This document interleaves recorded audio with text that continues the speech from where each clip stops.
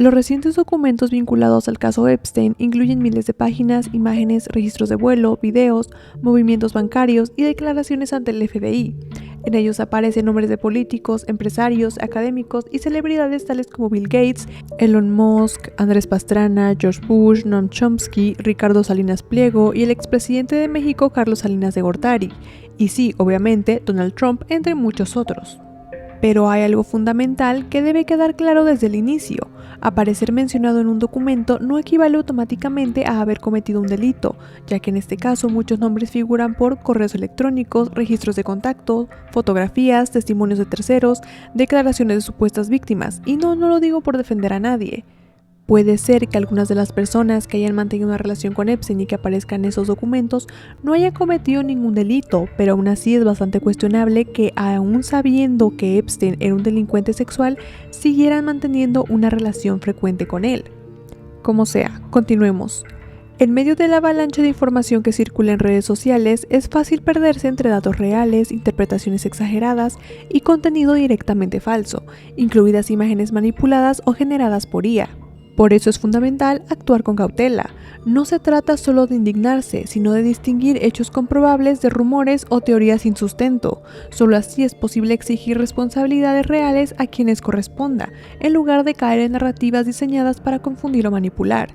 En este contexto, conviene recordar que cuando surge un escándalo de gran magnitud, distintos grupos pueden intentar aprovechar la confusión para impulsar sus propios intereses. Por eso, más que nunca, el pensamiento crítico es indispensable. Al revisar los nuevos documentos asociados al caso Epstein, encontramos una enorme variedad de materiales, correos electrónicos, registros financieros, listas de vuelos, testimonios y otros archivos.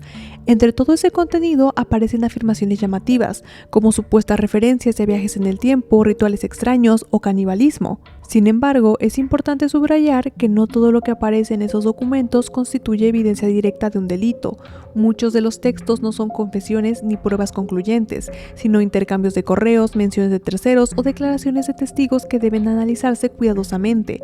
En un volumen tan amplio de información, es esencial diferenciar entre documentos verificables, testimonios sin respaldo documental, especulaciones o interpretaciones exageradas o contenido claramente conspirativo o inverosímil. Solo con una lectura meticulosa y lógica se puede evitar caer en conclusiones precipitadas. Aparecer en esos documentos no implica automáticamente ser un criminal, y esto es muy importante tenerlo claro. Lo que se implica en la gran mayoría de los casos, si no es que en todos, es que varios de esos personajes tenían contacto frecuente con este tipo, que creas o no, en 2008 ya se sabía públicamente que era un delincuente sexual.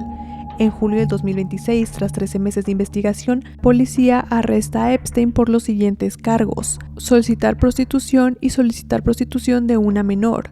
Él se declara culpable de estos cargos, es sentenciado a 18 meses de prisión y después de 13 meses en la cárcel del condado de Palm Beach se registra como delincuente sexual y sale por buena conducta. De hecho, le permitían salir 12 horas al día, 6 días a la semana. Tenía permiso para trabajar. También negociaron que cualquier agente que lo acompañara a su oficina debía vestir ropa formal, porque de lo contrario sería muy vergonzoso para él. Imagínate tú, un delincuente sexual tenía vergüenza y nosotros teníamos que ser comprensivos con él para que no sintiese vergüenza. Y bueno, él resuelve discretamente todas estas demandas civiles con sus acusadoras por medio de un DNA, o sea, un Non-Disclosure Agreement, un acuerdo de confidencialidad para que ellas no puedan hablar sobre lo que les pasó, básicamente. O sea, tal cual el acuerdo no puede prohibirte testificar o cooperar con la policía. Eso sería ilegal, pero sí te desalienta de hacerlo, o al menos en este tipo de casos suele ser la principal función de un DNA, ya que al mantener esta regla de no hablar sobre esto públicamente, también te impide contactarte con otras víctimas. Con apenas algo de cobertura mediática local, en ese momento no se considera un gran escándalo. Un tipo rico y raro es atrapado, cumple algo de tiempo en la cárcel, el mundo sigue. Pero más extraño es todavía cómo se ve afectada su vida después de la cárcel, porque básicamente no se ve afectada. Su círculo social no lo rechaza ni lo margina por lo que hizo, y eso es lo bastante cuestionable aquí, porque toda esa gente poderosa seguía manteniendo contacto a sabiendas de lo que Epstein había hecho. Sobre las acusaciones contra Bill Gates. Las afirmaciones hechas por Epstein sobre Bill Gates son en esencia eso, afirmaciones. No constituyen una prueba por sí misma. Es perfectamente posible que sean falsas, que sean ciertas, exageradas o un poco de todo lo anterior. Estos escritos hacen referencia a contactos entre Bill Gates y Epstein durante un periodo de al menos 3 años, comprendido entre 2011 y 2013. Aunque la relación ya era de conocimiento público, los nuevos archivos dan una perspectiva sobre las comunicaciones internas de Jeffrey Epstein. En estos borradores, Epstein escribió que Gates contrajo una infección de transmisión sexual después de un encuentro extramarital con mujeres rusas, y el filántropo le habría solicitado antibióticos para suministrárselos subrepticiamente a su entonces esposa, Melinda Gates. No se encontró evidencia médica de lo dicho por Epstein o registros de farmacia, testimonios de terceros o datos que respalden las afirmaciones escritas. Tampoco está claro el por qué Epstein escribió esas comunicaciones ni cómo terminaron en su archivo personal. Pero lo que a mí más raro me resulta de todo esto es que, estamos hablando de Bill Gates. ¿De verdad no había nadie que pudiera conseguirle estos antibióticos sin que su esposa se enterara? Uno de los hombres más poderosos y ricos del planeta no tenía a nadie que le pudiera conseguir este tipo de antibióticos. No sé, se me hace muy extraño. Pero recordemos un poco el pasado de Gates, y es que ha tenido comportamientos un poco cuestionables. The New York Times informó que Gates invitó a cenar a una empleada de Microsoft tras asistir a una presentación que ella ofreció. Le dijo: si eso te incomoda, finge que nunca ha pasado. En otra ocasión, durante una fiesta de cóctel en un viaje de trabajo, Gates invitó a cenar a una mujer que trabajaba para él. Quiero verte, ¿cenarías conmigo?, dijo Gates en voz baja. Que es cuestionable que tú, siendo el jefe o dueño de una empresa, le hagas ese tipo de propuestas a tus empleadas. ¿Se ve mal? ¿Está mal? Sí. Pero a nivel legal no prueba nada. Y más adelante les voy a explicar por qué. Epstein también afirmó haberle facilitado a Gates encuentros con mujeres casadas. En una entrevista con el podcast Wild Card de la radio pública estadounidense, Melinda French Gates declaró: I think we're having a reckoning as a society, right? No girl should ever be put in the situation that they were put in by Epstein and whatever was going on with all of the various people around him. So whatever questions remain there of what I can't even begin to know all of it, those questions are for those people and for even my ex-husband. They need to answer to those things, not me. Independientemente de si quieres creer lo que Epstein dijo de Bill Gates o no, la cuestión relevante sigue siendo otra: ¿por qué Bill Gates mantuvo contacto con un individuo que ya era un ex convicto por delitos sexuales contra menores? Y esa es la pregunta que atraviesa varios de los casos mencionados. No implica culpabilidad penal automática, pero sí plantea interrogantes éticas y de criterio que merecen explicación. George Bush padre. El nombre del expresidente George Bush aparece en un testimonio entregado por un supuesto testigo o víctima.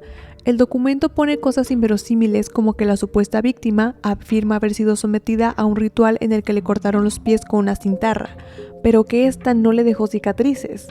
Al parecer, estos tipos también manejaban tecnología alienígena o algo así, ya que está de más decir que nosotros aún no tenemos la tecnología que nos permita hacer eso, o al menos no que nosotros sepamos.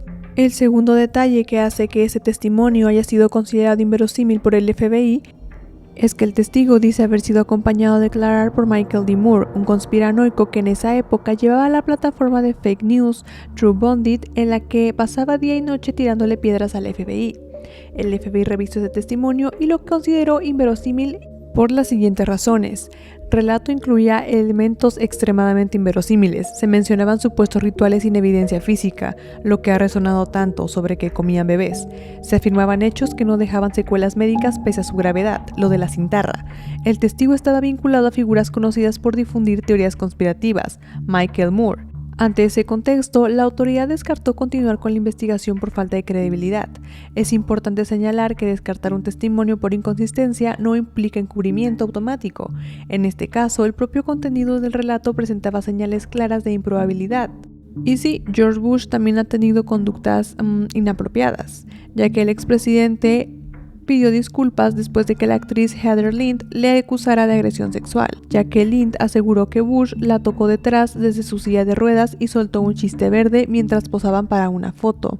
La artista denuncia a través de su cuenta de Instagram, pero eliminó esta publicación, y en la publicación ella afirmó que la esposa de Bush, Bárbara, vio el incidente y puso los ojos en blancos como si dijera: «Oh, otra vez no». También dijo que su guardia de seguridad le dijo que no debería haberse parado a su lado para la foto. Bill Clinton. En el caso de Bill Clinton, la situación es distinta en términos de documentación. Clinton aparece en fotografías, registros de vuelos, actividades vinculadas a su fundación en los años 2000. Esto no es información nueva, ha sido conocido públicamente desde hace años. Es cierto que el avión utilizado por Epstein fue apodado Lolita Express, un detalle que hoy genera cuestionamientos evidentes. Sin embargo, el propio Epstein declaró que Clinton nunca estuvo en su isla privada. Incluso el mismo testigo que acusó a George Bush también involucró a Clinton y a otras figuras en relatos similares. Esa coincidencia, sumada a la ausencia de pruebas y antecedentes personales problemáticos del declarante, debilitó considerablemente la credibilidad de las acusaciones. Asegura haber sido abusado también allí por Clinton y Epstein en un yate. La persona dice que Trump y Melania también estuvieron ahí y que reprimió estos recuerdos hasta que fue a terapia. Dijo además tener un historial de uso de sustancias y según la agente que lo entrevistó, aunque en ese momento no parecía bajo el efecto de ninguna sustancia, sí parecía una persona perturbada. Y lo que lo vuelve más complicado es que no ofreció pruebas de lo sucedido ni nombres de posibles testigos. Y sí, Bill Clinton también tiene acusaciones de este tipo. Juanita Broderick habló sobre un supuesto abuso sexual y apuntó a Bill Clinton. Dijo, siento que la gente está empezando a creer y darse cuenta que realmente fui asaltada sexualmente por Bill Clinton, dijo a la cadena de Fox.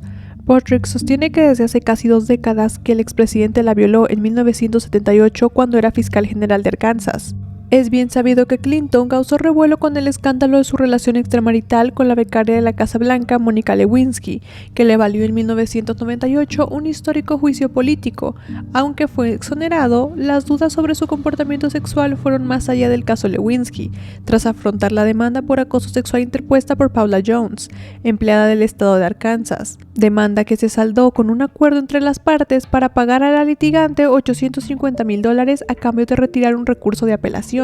Como se puede ver, varias personas han tenido conductas inapropiadas en mayor o menor medida. Peter Attia, autor de libros supervendidos, investigador colaborador de la CBS, embajador inversionista de una marca de proteína de rápido crecimiento, en general un médico celebridad, encantador, personalidad mediática conocida en todo el mundo como experto en envejecimiento y longevidad. Pero cuando busca su nombre en los archivos de Epstein aparece casi 2000 veces. En junio de 2015, 6 años después de que Epstein saliera de prisión, Attia le escribió un correo con el asunto. Recibió un envío fresco, con una imagen ahora censurada adjunta. Epstein responde con su propia imagen también censurada. Attia escribe, por favor dime que encontraste esa imagen en internet. A lo que Epstein responde, me temo que no. Entonces Attia responde, el mayor problema de ser amigo tuyo es la vida que llevas, es tan escandalosa que no puedo contárselo a nadie. Con los años, Attia le escribe a Epstein diciendo que atraviesa una especie de abstinencia cuando no lo ve. Bromean sobre macronutrientes en los cuerpos de las mujeres. Attia le escribe para hablar sobre visitar su isla. Dice, nada como Little St. James. Incluso algunos interpretan que los correos revelan aspectos más oscuros de su vida personal. En un libro publicado en el 2023, Attia compartió que en 2017, mientras estaba en Nueva York por trabajo, no regresó inmediatamente a California cuando su hijo pequeño sufrió un ataque cardíaco, volviendo 10 días después. Durante esa misma semana había estado intercambiando correos con Epstein para organizar una reunión. Días después de que se publicaran los archivos, Attia escribió en una publicación que en noviembre de 2018, al leer la investigación del Miami Herald sobre Epstein, se sintió repugnado y nauseado. Sin embargo, los registros muestran que su correspondencia con Epstein continuó después de esa investigación, hasta la primavera de 2019, poco antes del arresto de Epstein. En esos mensajes le preguntaba cómo estaba tras la publicación del artículo y si se encontraba bien. Peter Attia no es el único. El archivo revela decenas de nombres más, multimillonarios tecnológicos, cineastas ganadores del Oscar, personas conocidas públicamente. Muchos han dicho que no sabían o que cortaron relación cuando se enteraron, aunque los correos muestran contactos posteriores en algunos casos. Otro nombre que aparece es el de Woody Allen. En la primavera de 2012, Epstein planeaba un viaje a París y en un correo con un amigo menciona que irá con Woody, refiriéndose a Woody Allen. En los archivos, Allen aparece miles de veces. Se mencionan planes a visitas a Little St. James y al rancho de Epstein en Nuevo México, así como cenas en Nueva York y París. También aparecen intercambios relacionados con muebles y coordinación con su esposa.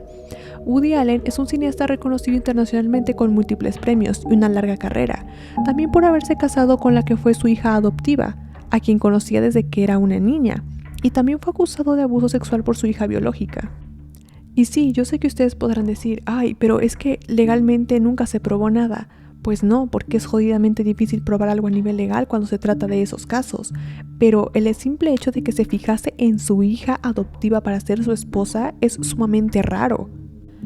La presencia reiterada de figuras culturales y empresariales en el entorno social de Epstein ha llevado a algunos a argumentar que su mundo no era una conspiración oculta en la sombra, sino un círculo social donde interactúan personas influyentes y respetadas.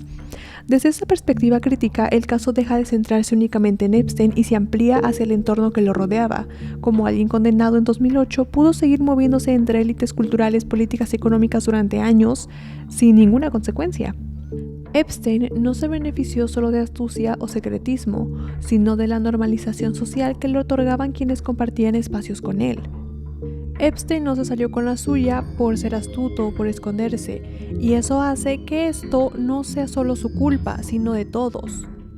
Otra persona que aparece repetidamente en los correos electrónicos de Epstein es Reid Hoffman, un emprendedor tecnológico de California, quien en el año 2000 se convirtió en vicepresidente senior de desarrollo comercial de PayPal, un puesto que lo convertía en millonario después de que la empresa fuera vendida a eBay unos años después, pero luego, junto con otros fundadores y empleados de PayPal, se convirtió en parte de la mafia de PayPal, un grupo informal de ex ejecutivos de PayPal conocidos por su propio éxito masivo después de vender a PayPal a eBay.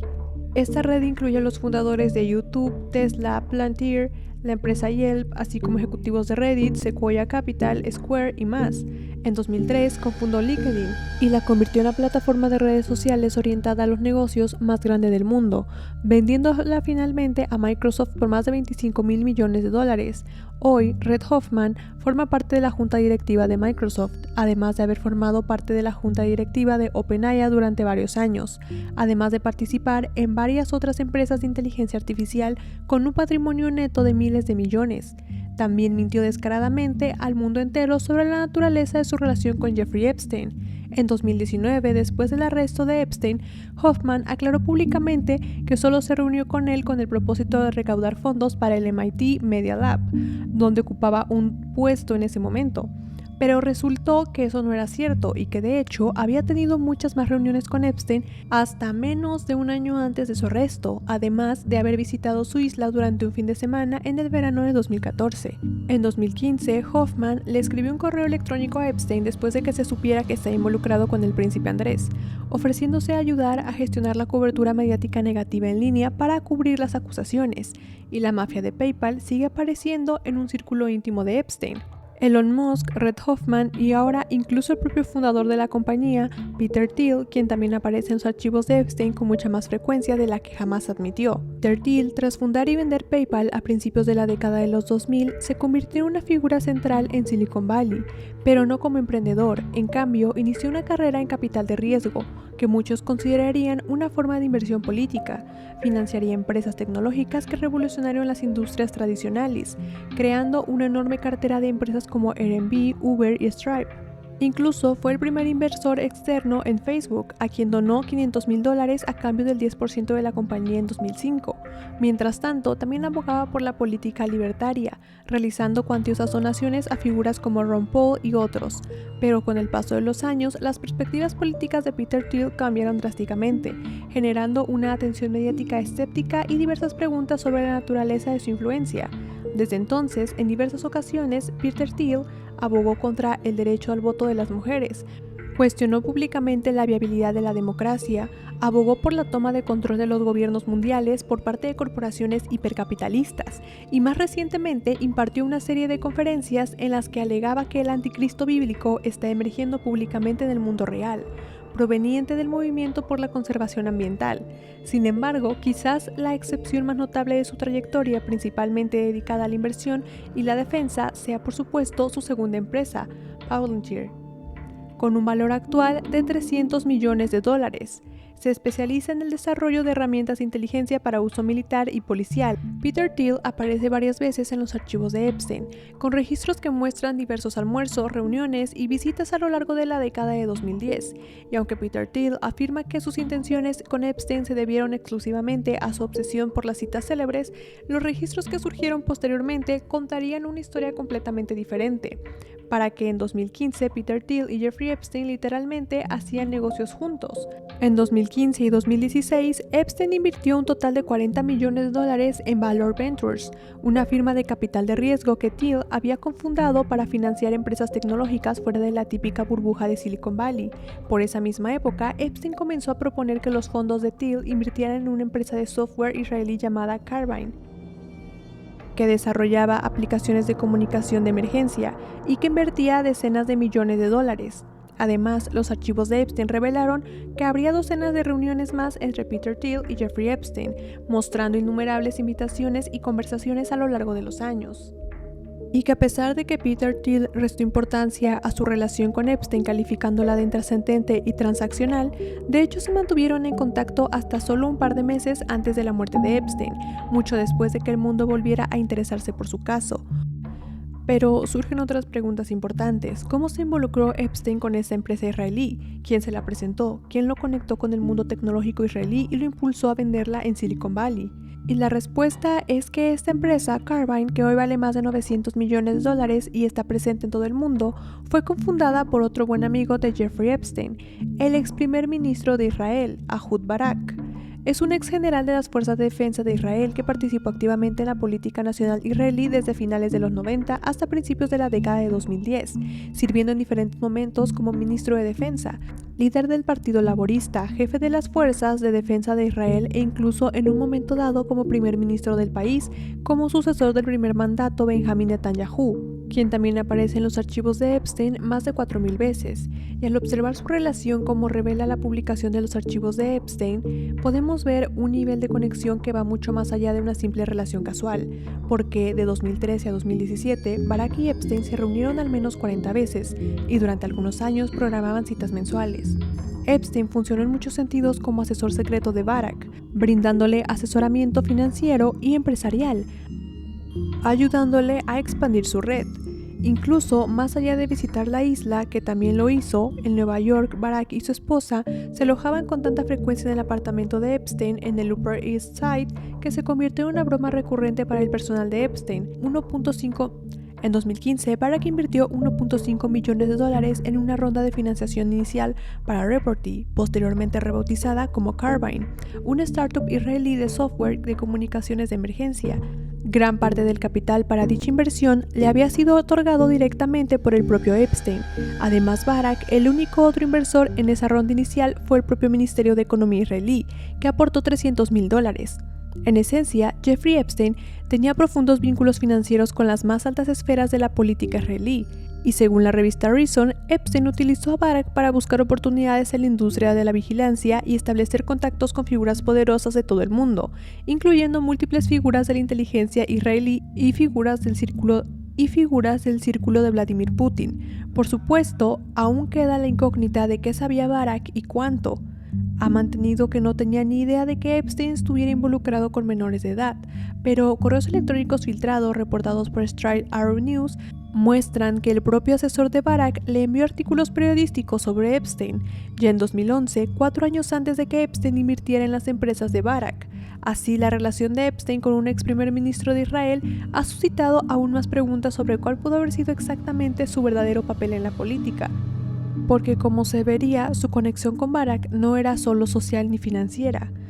No solo lo recibía en su casa constantemente, sino que también lo asesoraba políticamente, le enviaba correos electrónicos sobre cómo lidiar con el enriquecimiento nuclear iraní y le impulsaba ideas para tomar medidas militares contra Siria. No eran solo amigos y socios comerciales, Epstein también ejercía influencia con una agenda política. Howard Lutnick es un empresario multimillonario estadounidense y ahora también secretario de Comercio de Estados Unidos, un puesto entre los 10 primeros en la línea de sucesión presidencial, responsable de asesorar al presidente en todos los asuntos relacionados con los negocios y la industria estadounidense. También fue vecino de Jeffrey Epstein durante muchos años, y en octubre de 2025, cuando el caso Epstein empezó a cobrar fuerza otra vez, Lutnick juró públicamente que de hecho nunca había hablado ni se había reunido con Epstein después de una sola vez en 2005. Incluso contó una historia para respaldar su afirmación. Según una entrevista de octubre de 2025 con el New York Post, Lutnick afirmó haber cortado vínculos con Epstein en 2005, cuando eran vecinos en Nueva York. Lutnick explicó al periódico que Epstein les había mostrado a él y a su esposa una camilla de masajes en medio de la casa, y le preguntó con qué frecuencia te dan masajes. Y Epstein le dijo que recibió un masaje todos los días y que acercarse mucho a él le decía que recibía el tipo de masaje adecuado. Lutnick declaró al periódico que tras salir de la casa de Epstein, los 6 u 8 pasos que le tomó llegar a su casa, él y su esposa habían decidido que nunca más volverían a estar en la habitación con esa persona repugnante, aunque en realidad los archivos recién publicados demostraban que Howard Lutnick había mentido.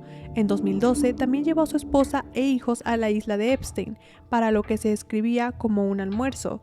Dijo, almorzamos en la isla, eso fue cierto, durante 1 hora y nos fuimos con todos mis hijos, mis niñeras y mi esposa, todos juntos. Estábamos de vacaciones familiares, no estábamos separados, lo que sugiere que hubo algo desconocido al respecto en 2012. No recuerdo por qué lo hicimos, y aún más documentos demuestran que de hecho también tenían un negocio conjunto. Lutnick y Epstein firmaron cada uno el nombre de las sociedades de la responsabilidad limitada que acordaron, el 28 de diciembre de 2012, adquirir participaciones en una empresa de publicidad ahora cerrada llamada Adfin. La firma de Epstein y Lutnick aparece en las páginas contiguas del contrato. El documento enumera 9 accionistas en total. El archivo de Epstein también muestra que se enviaron correos electrónicos hasta 2018. Este es uno de los funcionarios más importantes del gobierno de Estados Unidos, en el cargo en este momento. Mintiendo descaradamente al mundo sobre su conexión con el multimillonario que dirigía una operación industrial de tráfico sexual infantil mientras estaban en contacto, y no solo mintió sobre conocerlo, mintió sobre vacacionar con él y hacer negocios con él durante años después de que el mundo supiera exactamente quién era Epstein. Y entonces estamos viendo a todos estos empresarios, artistas, celebridades y todas estas personas mintiendo descaradamente sobre su asociación con Epstein, mintiendo sobre lo bien que lo conocían o lo que hicieron con él. Y lo más loco es que aún no hemos terminado. Sobre Elon Musk. Elon preguntó a Jeffrey Epstein, ¿qué día, noche será la fiesta más salvaje en tu isla? Según figura en un correo electrónico difundido por el Departamento de Justicia de los Estados Unidos. En un mensaje anterior, Epstein preguntaba cuántas personas serían para preparar el helicóptero a la isla, a lo que Elon responde que solo Tulula y yo, o sea él pues. En referencia a actriz escritora británica que se casó con Elon en 2 ocasiones. El intercambio de mensajes en 2012 entre Elon y Epstein pone de manifiesto la relación entre ambos, pero sigue dejando la duda de si Elon llegó a la isla privada de Epstein o no. Elon ha dicho públicamente que Epstein intentó acercarse a él, pero que él nunca visitó la isla. Elon ha dicho públicamente que Epstein intentó acercarse a él, pero que él nunca visitó la isla y que cualquier sugerencia de lo contrario es categóricamente falsa. Puede que hayan estado en contacto y que incluso Elon haya insinuado que quería ir a la isla, porque claramente no es como él lo había dicho en un principio. Epstein no era el que lo buscaba, él buscó a Epstein. Y surge la misma pregunta que en los casos anteriores. ¿Por qué Elon querría ir de fiesta con un pederasta? Y sí, Elon también ha tenido conductas desde hacer el saludo nazi hasta haber pagado $250,000 por un caso de acoso sexual dentro de un avión de la compañía de la que él es dueño. Elon estaba de viaje a Londres en 2016 y pidió un masaje como parte de los servicios disponibles para altos ejecutivos, y en mitad del masaje le mostró su nepe a la masajista, quien inicialmente había sido contratada como azafata. Le tocó sus muslos diciéndole que si accedía a sus deseos podría comprarle un caballo, pero ella se negó. Ni la azafata ni su abogado quisieron hablar con el medio, mientras que el vicepresidente de SpaceX, Christopher Cardacci, ha dicho que no piensa hacer comentarios sobre acuerdos de conciliación. Sobre Andrés Pastrana. Pasando a otro nombre mencionado en los documentos, aparece el expresidente colombiano Andrés Pastrana. En los archivos públicos del caso se incluyen fotografías, intercambio de correos, referencias e interacciones con personas cercanas a Epstein, principalmente Ghislaine Maxwell. Hay un relato de Maxwell que detalla ya sus conocidos vuelos en un helicóptero militar durante una visita a Colombia. Dice, tengo fotos en las que estoy con el presidente, que me invitó y organizó el convite, incluido que los terroristas corrieran a mi alrededor para que yo les disparara. Se lee en un correo fechado en abril de 2003 y cuyo destinatario está oculto. Allí también cuenta que sobrevoló la selva amazónica y que se quedó con unas balas como recuerdo de su viaje. Estos vuelos ya se conocían desde agosto del año pasado, cuando se difundió una entrevista de Maxwell con la fiscalía estadounidense. Do you know the former president of Colombia, Andrés Pastrana? Yes. How do you know him? I met Andrés Pastrana in a pub in Dublin. And did he travel with Mr. Epstein that you know? I don't know if I don't know if he was ever on a plane. I don't think he ever came to the island. But I went 2 places with Andrés Pastrana. One was to Colombia, and Epstein came to that, and the other was to Cuba, and Epstein was there, and Pastrana was there. And what were the purposes of traveling to Colombia and then Cuba?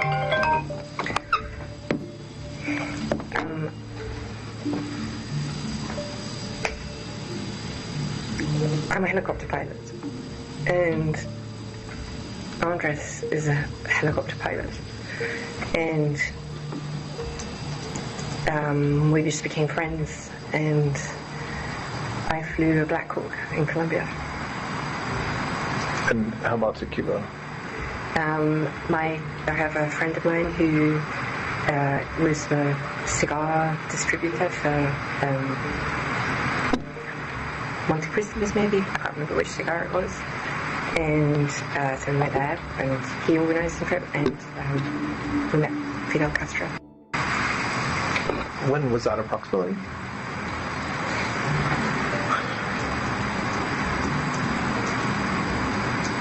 Had to be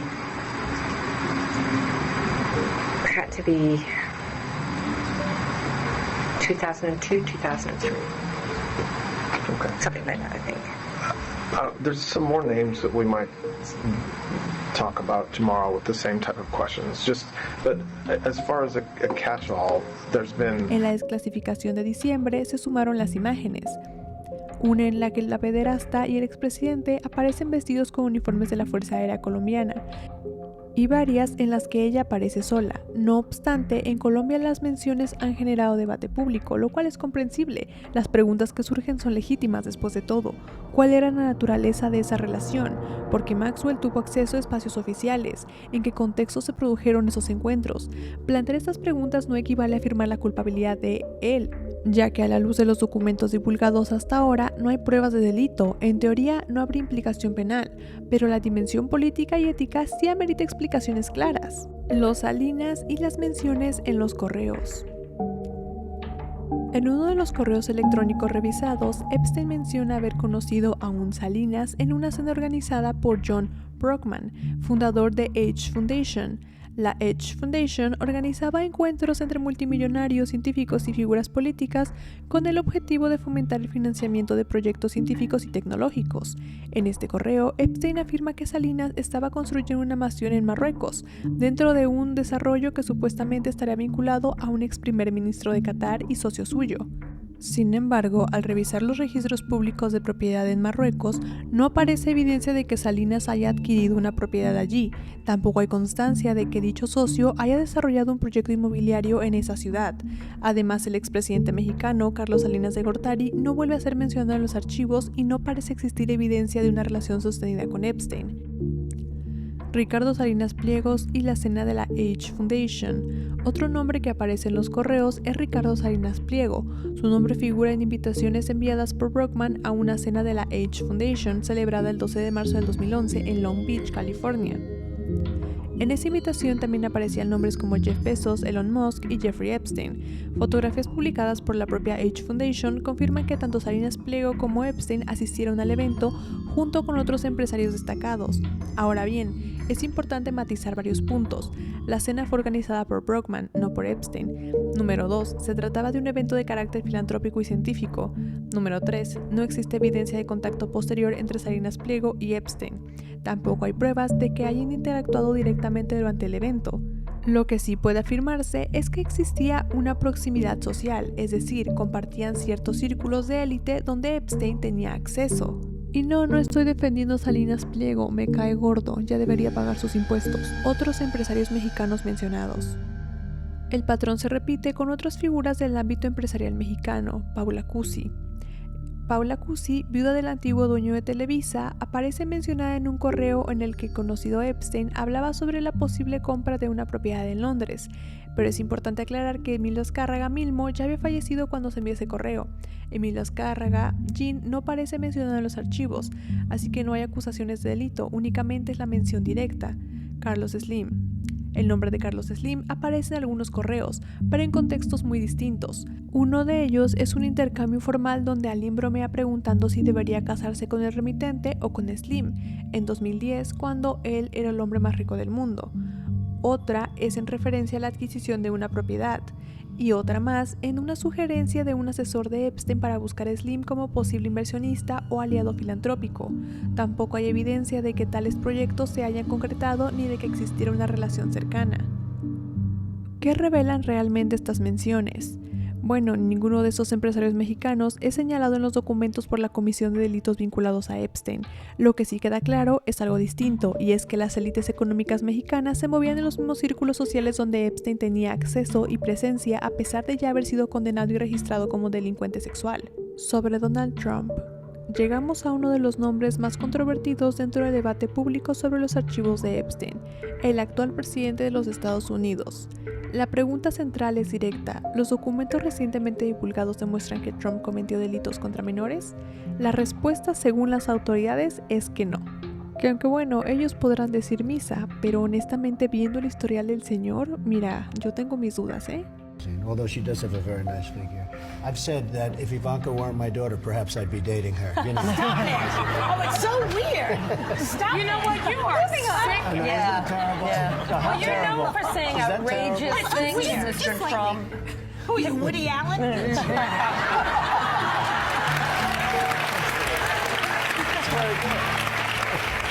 Todd Blanche, quien ha ejercido como alto funcionario del Departamento de Justicia y anteriormente fue abogado defensor de Trump, declaró que la mera aparición del expresidente en los archivos no implica participación en actividades criminales. Tanto él como el FBI han sostenido que las acusaciones contenidas en ciertos documentos carecen de credibilidad suficiente. El Departamento de Justicia también ha señalado que parte del material incluye denuncias que fueron presentadas al FBI poco antes de las elecciones de 2020 y que fueron consideradas falsas o sensacionalistas tras su evaluación preliminar. ¿Y cuáles son las acusaciones? En los documentos aparecen testimonios de supuestas víctimas que describen distintos tipos de abuso. Entre las afirmaciones se mencionan señalamientos de encuentros en los que menores habrían sido llevadas a habitaciones privadas, supuestos eventos organizados en Mar-a-Lago, acusaciones de amenazas para silenciar denunciantes. Y bueno, creo que a estas alturas todos ya saben que Donald Trump ha sido señalado por más de 27 mujeres de acoso y o abuso sexual. Donald Trump fue encontrado responsable del delito de abuso sexual en contra de la columnista E. Jean Carroll, según el veredicto de un jurado emitido en Nueva York en el marco de un juicio civil. Y tú te preguntarás, bueno, ¿y si fue encontrado culpable, por qué no está en la cárcel? Y bueno, como mencioné, fue un juicio civil. En Estados Unidos funciona diferente, existen los juicios civiles y los juicios penales, y en un juicio civil la carga probatoria es menor, comparada con la que hay que presentar en un juicio penal, ya que en un juicio penal la carga probatoria suele ser extremadamente alta. A diferencia de algunos relatos más extravagantes que involucraban rituales o elementos claramente inverosímiles, las acusaciones contra Trump no están acompañadas de componentes conspirativos extremos, eso las hace en apariencia más convencionales en su estructura. Sin embargo, plausibilidad narrativa no equivale a prueba judicial. Y bueno, es que en la mayoría de este tipo de casos, las víctimas a menudo la única prueba con la que van a contar es con su testimonio, y eso realmente no cuenta como una prueba. Entonces te has de imaginar que prácticamente no cuentan con nada, literal, es tu palabra contra la de él, y si no tienes alguna otra manera de probarlo, tienes todas las de perder. Así que no importa si las acusaciones de ellas son plausibles, lo que importa es lo que puedan probar. Y tristemente, lo más probable es que no tengan pruebas de nada. Las dificultades de probar el abuso sexual en el sistema judicial. Los casos de abuso sexual, especialmente cuando involucran a menores, suelen convertirse en un proceso profundamente doloroso para las víctimas. No solo por la experiencia vivida, sino por lo que implica intentar demostrarla ante un tribunal. En muchos de estos casos no existen pruebas físicas concluyentes. Con frecuencia, el único elemento central es el testimonio de la víctima frente a la negación del acusado. Cuando no hay evidencia material, testigos directos o documentación contemporánea, el proceso se reduce a una confrontación de versiones, y el sistema legal estadounidense está diseñado con un principio fundamental: es preferible que varios culpables queden libres antes que condenar a un inocente. Por eso, la carga de la prueba recae completamente en la fiscalía. El acusado no tiene que demostrar su inocencia y cualquier duda razonable beneficia al acusado. Este principio protege contra errores judiciales, pero también eleva el estándar probatorio a un nivel extremadamente alto, sobre todo en delitos como el abuso sexual, donde muchas veces el hecho ocurre en privado y sin evidencia física duradera. Esa exigencia puede convertirse en una barrera casi insalvable. El estándar penal es extremadamente alto. El sistema no determina necesariamente lo que ocurrió en términos históricos. Determina si existe prueba suficiente bajo estándares extremadamente exigentes. O sea, no se trata de lo que pasó, sino de lo que puedes probar que pasó. Para arrestar y sobre todo para condenar a alguien se requiere pruebas claras, verificables y admisibles en un juicio, porque sí, existen reglas para admitir cierta evidencia de participación activa en el delito, que el delito no haya prescrito, testigos creíbles, pruebas materiales o corroboración independiente, demostrar culpabilidad más allá de toda duda razonable. Ese último punto es clave. Más allá de duda razonable no significa que el acusado probablemente lo hizo, significa que, tras evaluar toda la evidencia, no debe quedar una duda razonable sobre su culpabilidad. Es uno de los estándares más altos del derecho moderno, así que un nombre en un documento no es igual a evidencia penal. Así que sí, cabe la posibilidad de que algunos o varios testimonios sean reales, pero como ya lo dije, sin pruebas que cumplan ese estándar, prácticamente no sirven de nada, o al menos no para encarcelar a sus agresores. Y luego a eso súmale que tienen a los mejores abogados y dinero para llevar a cabo un juicio, pagarles acuerdos, etc., te das cuenta que la situación está realmente jodida. Personalmente, yo sí creo que Donald Trump estuvo involucrado con Epstein. O sea, Donald fue declarado culpable en un juicio por abuso sexual contra una periodista en 2023. Y eso para mí lo vuelve aún más sospechoso, pero es que no es lo único. Ya deja tú que 27 mujeres lo hayan acusado por acoso y o abuso sexual. Lo que viene a continuación es lo que me hace sospechar aún más. Y es que el abogado de la Trump Organization, Alan Garden, afirmó que Trump no tenía ninguna relación con Epstein, no conocía nada de su conducta, y Trump confirmó esto. Sin embargo, existen imágenes de ellos y de su amistad. Y peor aún, hay una cita de Trump en el New York Magazine que dice lo siguiente: "Conozco a Jeff desde hace 15 años, un tipo estupendo, es muy divertido estar con él, incluso se dice que le gustan las mujeres guapas tanto como a mí, muchas de ellas son más jóvenes". En 2025, Trump dijo en su red social que nunca había estado en la isla de Epstein, pero en 2026 salieron archivos donde se demuestra que habría estado hasta 8 veces en el avión de Jeffrey, y luego Trump se contradijo a sí mismo, porque el ex jefe de la policía de Palm Beach dice que Trump le dijo: "Qué bueno que lo estás deteniendo, porque todo el mundo sabe lo que está haciendo". O sea, Trump mintió acerca de sus vínculos con él, sobre haberse subido al avión y sobre saber acerca de delitos de Epstein. Y encima, cuando algún periodista se lo cuestiona, él se pone agresivo. Are you still talking about Jeffrey Epstein? This guy's been talked about for years. You're asking, we have Texas, we have this, we have all of the things. And are people still talking about this guy, this creep? That is unbelievable. Do you want to waste the time, and do you feel like answering? I don't mind answering. I mean, I can't believe you're asking a question on Epstein at a time like this. In February, I did an interview on Fox, and it's been getting a lot of attention because I said, I was asked a question. Women who are survivors of Epstein's are unhappy with those redactions that came out. Some of them, entire witness interviews are totally blacked out. Do you think that they should be more transparent? The fact that they thought they released too much. You know, I heard that, and you tell me something else. No. I think it's really time for the country to get onto something else, really. You know, now that nothing came out about me, other than there was a conspiracy against me, literally, by Epstein and other people. But I think it's time now for the country to maybe get onto something else, What would you say to people like who feel like they haven't gotten healthcare, justice, Mr. President? something that people care about. Yeah, what did you say? Go ahead. What would you say to are the so survivors bad. who feel You know, they have gotten you are the justice? worst reporter. No wonder CNN has no ratings because of people like you. You know, she's a young woman. I don't think I've ever seen you. Yeah, if there's something incriminating in the file, sir, why not think Pam Bondi fue cuestionada por republicanos y demócratas sobre cómo está tratando el caso y porque pareciera que está encubriendo al presidente. Y comienza así. En febrero de 2025, Bondi afirmó que la lista de clientes de Epstein estaba sobre su escritorio para revisión. Pero en julio del 2025, el FBI y su departamento emitieron un comunicado oficial de que no existe una lista formal incriminatoria de clientes, y Kash Patel, director del FBI, también negaba la existencia de personas que formaran parte de la red de tráfico de Epstein, y dijo que él era el único involucrado en eso. Que traficaba solo para sí mismo, pero con los archivos recientes queda en evidencia que algo está mal. Los nombres de las víctimas están expuestos y los nombres de los agresores o gente que podría estar involucrada en el tráfico de menores están censurados. Y ojo que varias mujeres que fueron víctimas de Epstein pidieron que censuraran sus nombres, pero el departamento de Bondi se equivocó y Bondi ni siquiera se disculpó con las víctimas. Y de acuerdo a los congresistas Ro Khanna y Thomas Massie del Partido Republicano, hay mucha gente poderosa implicada en esos documentos, aunque aclaro que esto no está confirmado oficialmente, y ninguno de ellos ha sido acusado formalmente.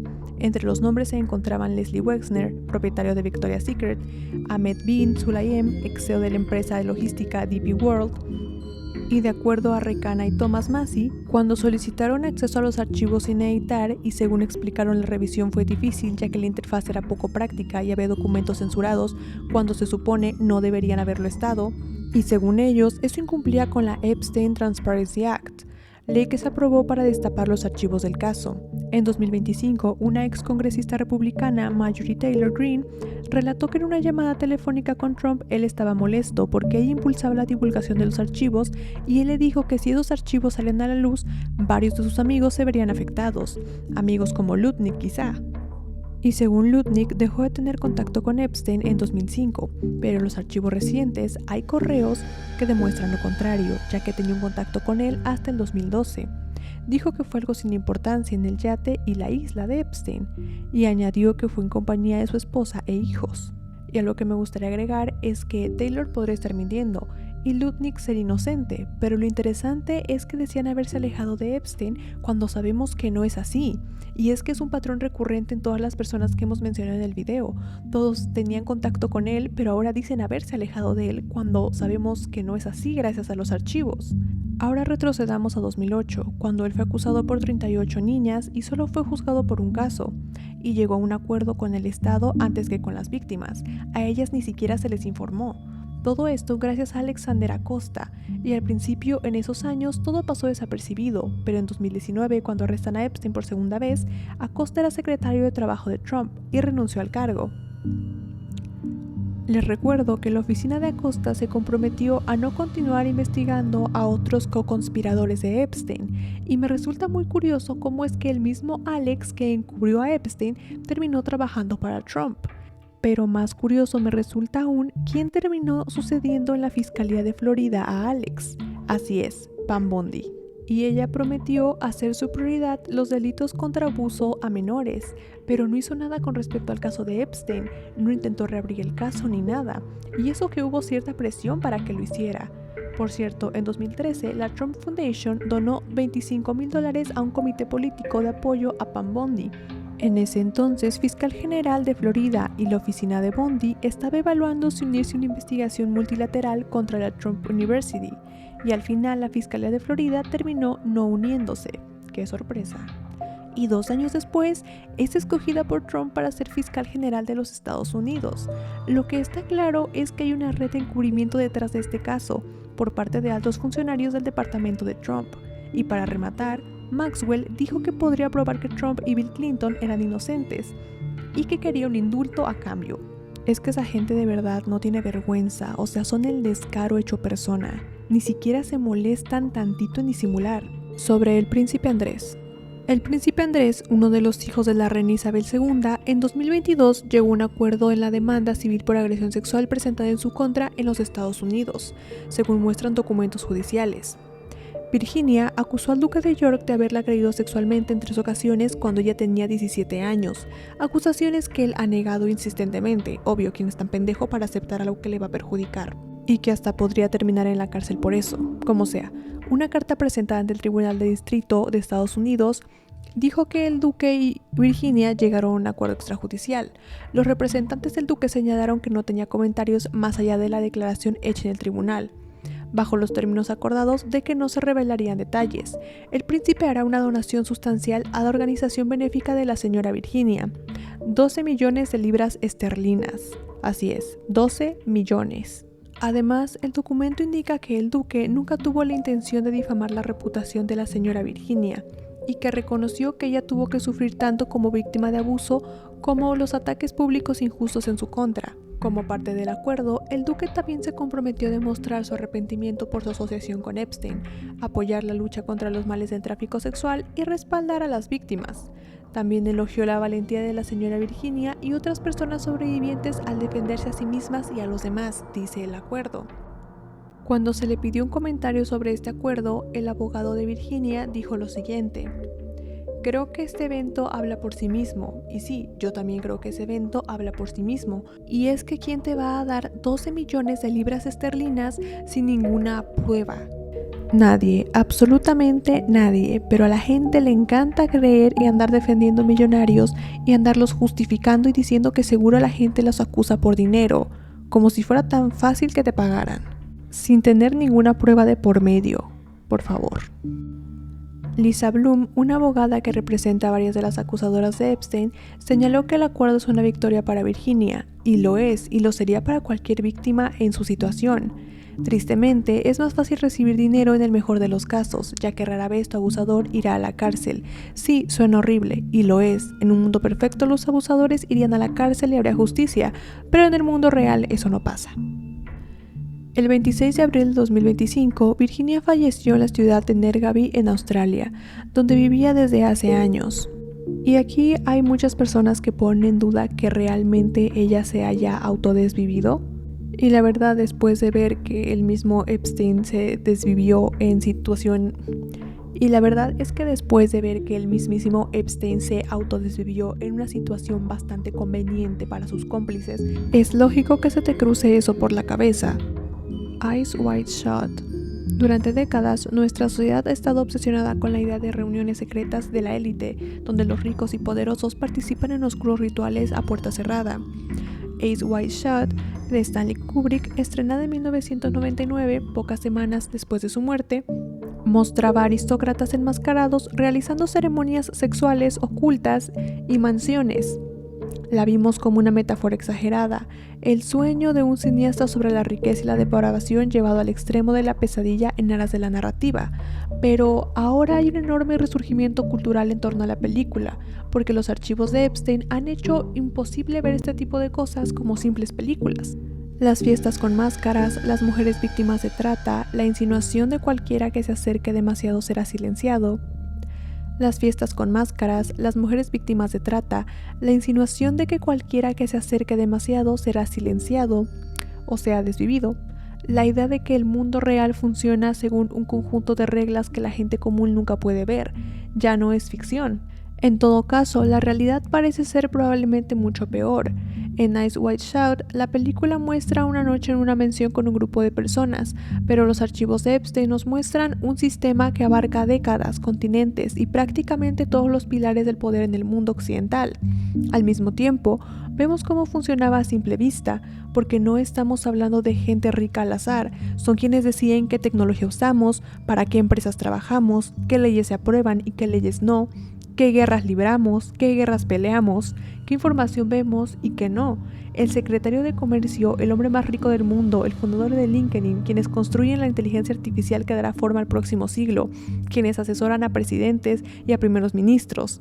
Esta es la élite de la élite. No hay nadie más arriba de ellos. Pero es que les voy a contar algo que tal vez ustedes no sabían, o tal vez sí. Esto no es algo nuevo. Me refiero a que esto de que la gente rica trafique con niños y abuse de ellos, siempre ha pasado a lo largo de la historia. A primera vista, los cuadros de bailarinas de Edgar Degas suelen percibirse como escenas delicadas, estéticas y elegantes. Muchas personas los asocian con la belleza del ballet, la disciplina artística y la vida cultural de París del siglo XIX. Sin embargo, detrás de esas imágenes existe un contexto social mucho más complejo y aterrador. En la ópera de París del siglo XIX, muchas jóvenes bailarinas provenían de familias extremadamente pobres, algunas eran huérfanas o vivían en condiciones de gran precariedad, ingresaban a la institución siendo niñas, muy niñas, y recibían formación rigurosa en danza clásica, una disciplina físicamente exigente y altamente competitiva. Históricamente se sabe que hombres adinerados y miembros de la élite social frecuentaban los ensayos y los espacios tras bambalinas. Algunos actuaban como patrocinadores, un sistema que en ocasiones implicaba relaciones desiguales de poder, situaciones de explotación y abuso Así que existía una dinámica estructural donde jóvenes vulnerables dependían económicamente de hombres con recursos, que obviamente iban a aprovecharse de las necesidades de estas niñas. A estas bailarinas se les apodaba Petites Rats, pequeñas ratas, un término que aludía tanto a su constante movimiento por los pasillos como a su estatus social marginal. El ballet exigía entrenamientos extenuantes, disciplina estricta y en muchos casos restricciones alimentarias para mantener determinados estándares físicos. Y a lo largo de la historia hay muchos otros ejemplos como este. Fake news, la IA y el deepfake. Mucho de lo que se viralizó tras la publicación de estos archivos de Epstein era falso. El correo electrónico que decía que Epstein inventó Bitcoin, falso. La cuenta de Fortnite que supuestamente demostraba que estaba vivo en Israel jugando videojuegos en su Xbox todo el día, falso. La IA que generó fotos de políticos, falso. La gente se volvió loca por una cuenta bancaria que creían que Epstein había nombrado en honor a un antiguo demonio judío, pero resultó ser un fallo informático. Se suponía que debía decir Balance, no Balak. Y eso tiende a generar titulares, pero al mismo tiempo entierra la verdad bajo una montaña de ruido, porque no se necesitan historias de drogadictos sobre chicas enterradas bajo un campo de golf para vender la verdad que es. En última instancia, aún más aterradora que cualquier cosa que alguien pudiera haber inventado, el 22 de diciembre de 2016, Jeffrey Epstein recibe un correo electrónico con imágenes editadas adjuntas, enviado con solo 5 minutos de diferencia. Una está etiquetada como niña y la otra como de 11 años. No es una teoría de conspiración, no es una pista anónima de alguien que solicita Bitcoin para demostrar la verdad. Son correos electrónicos reales que Epstein recibía y enviaba, expuestos por el Departamento de Justicia de los Estados Unidos. Pero lo que más me inquietó fue ver cómo esta información corría tan rápido sin verificarse, sin nada. Simplemente corría como la pólvora y nadie se lo cuestionaba. O al menos en TikTok todo el mundo parecía creérselo, incluso los videos y fotos generados con IA. Y uno de esos videos virales fue uno donde supuestamente Ghislaine está libre.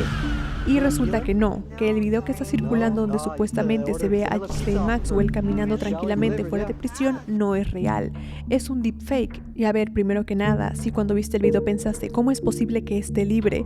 Esa reacción tiene sentido. Mucha gente siente desconfianza por cómo se ha manejado el caso de Epstein, la información fragmentada y las teorías siguen circulando. Yo tampoco les tengo mucha confianza. Pero aquí está el problema. Esa desconfianza puede ser explotada. Hay creadores que usan ese clima de sospecha para generar vistas, dinero y viralidad. Así que si rastreamos la fuente original de este video, la encontramos. Y bueno, si revisas el perfil de esta persona, te vas a dar cuenta que ya viene publicando otros intercambios de rostro, los face swap, es decir, contenido manipulado digitalmente. Y aquí una aclaración importante, un deepfake sí usa inteligencia artificial, pero no es lo mismo que un video generado completamente por IA. El deepfake se toma un video real y se reemplaza el rostro usando modelos de IA, muchos basados en GANs o técnicas similares.